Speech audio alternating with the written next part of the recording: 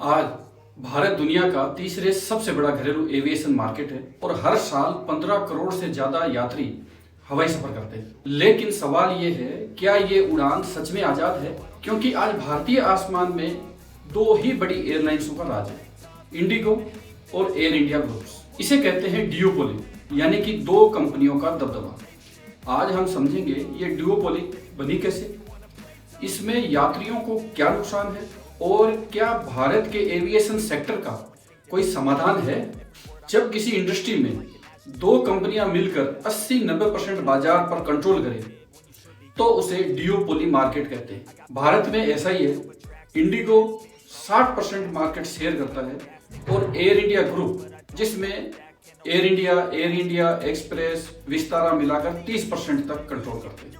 यानी कि 90% से ज्यादा मार्केट सिर्फ दो हाथों में है। बाकी airlines Akasa, SpiceJet, Alliance Air सिर्फ नाम भर की मौजूद है। 2005 से 2010 के बीच भारत में कई एयरलाइंस कंपनियां थी, जैसे किंगफिशर, जेट एयरवेज, गो एयर डेक्कन, सहारा एयरलाइंस। लेकिन फिर आया हाई फ्यूल कॉस्ट, डॉलर में लीजिंग, हेवी डेब्ट और प्राइस वॉर, जिसमें जेट एयरवेज बंद हो गई, किंगफिशर का दिवालिया हो गया और गो फर्स्ट 2023 में ग्राउंडेड हो गई। और जो बचे वो थे लो कॉस्ट और स्ट्रॉन्ग कैश इनफ्लो।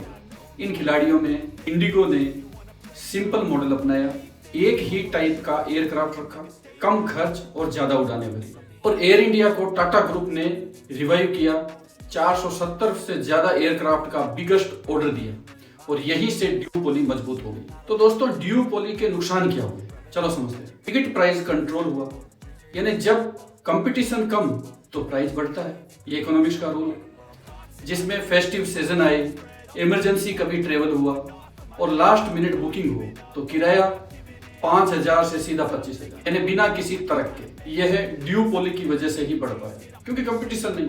डीजीसीए के अनुसार प्री कोविड पर कई रूट्स पर किराया 40 से 60% बढ़ गई। इससे पैसेंजर सर्विस पर भी असर पड़ता है। फ्रीक्वेंट डिले होते हैं, ओवर बुकिंग होती है, रिफंड में देरी होती है, कस्टमर केयर कमजोर। क्यों? क्योंकि विकल्प नहीं। अगर दो ही दुकानें हों तो ग्राहक जाए तो जाए कहां? रूट ऑफ ड्यूओपोली क्या था? क्योंकि छोटे शहर जहां सिर्फ एक ही एयरलाइन है, कोई अल्टरनेटिव नहीं है। उड़ान स्कीम के बावजूद कई रूट कॉमर्शियली वाइबल ही नहीं हो पाए। इससे नेशनल रिस्क क्या है कि अगर इंडिगो स्ट्राइक कर दे या एयर इंडिया में टेक्निकल क्राइसिस आ जाए, जो अभी हाल ही में हुआ है, तो पूरा डोमेस्टिक नेटवर्क हिल जाएगा। टूरिज्म, बिजनेस, इमरजेंसी सर्विस सभी प्रभावित होंगे। अभी एविएशन सेक्टर में भारत में 750 प्लस एयरक्राफ्ट ऑपरेशनल है, जिसमें एयर इंडिया ग्रुप टारगेट है 600 एयरक्राफ्ट का 2030 तक। एविएशन फ्यूल 40% ऑपरेटिंग कॉस्ट रखता है। भारत में एटीएफ दुनिया में सबसे महंगा है, हाई टैक्सेस के कारण, और ये सब ड्यूओपोली को और मजबूत बनाते हैं। ये तो ड्यूओपोली की प्रॉब्लम्स थी। तो सॉल्यूशन क्या किया जाए और सॉल्यूशन क्या हो सकता है? इसके लिए जैसे अभी जो टैक्स रिफॉर्म हो रहे हैं, उसमें एविएशन सेक्टर के फ्यूल का भी टैक्स रिफॉर्म होना चाहिए, जिसमें एटीएफ को जीएसटी रूल में लाना चाहिए, स्टेट टैक्सेस कम करने चाहिए, जिससे नई एयरलाइंस सर्वाइव कर पाए। नई एयरलाइंस को सपोर्ट देना चाहिए, लीजिंग आसान हो, स्टार्टअप एयरलाइंस के लिए इनिशियल लो सपोर्ट फंड होना चाहिए, जैसे यूएसए और ईयू करते हैं। हाँ, एक और एयरपोर्ट चार्जेस कंट्रोल होने चाहिए। भारत में एयरपोर्ट चार्जेस लगातार बढ़ रहे हैं। दिल्ली, मुंबई, बेंगलोर सभी जगह एयरपोर्ट चार्जेस ज्यादा हैं। डीजीसीए को फेयर प्लस फी रेगुलेशन मजबूत करना चाहिए। भारत में फेयर कंपटीशन पॉलिसी होनी चाहिए, क्योंकि स्लॉट एलोकेशन ट्रांसपेरेंट हो, बिग एयरलाइंस को मनमानी प्राइसिंग से रोका जाए, कंपटीशन कमीशन को एक्टिव रोल अपनाना चाहिए और रीजनल कनेक्टिविटी को स्ट्रॉन्ग बनाना चाहिए, जिसमें उड़ान 2.0 सिर्फ सब्सिडी से काम नहीं चलेगा।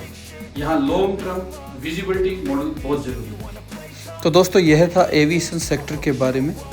आपको यह वीडियो कैसा लगा और आप एविएशन सेक्टर के बारे में क्या सोचते हैं, ज़रूर कमेंट बॉक्स में लिखिए और हमारे चैनल को लाइक और सब्सक्राइब ज़रूर कीजिए, ताकि ऐसे और भी इंटरेस्टिंग वीडियो आप तक समय पर पहुंच सके। धन्यवाद।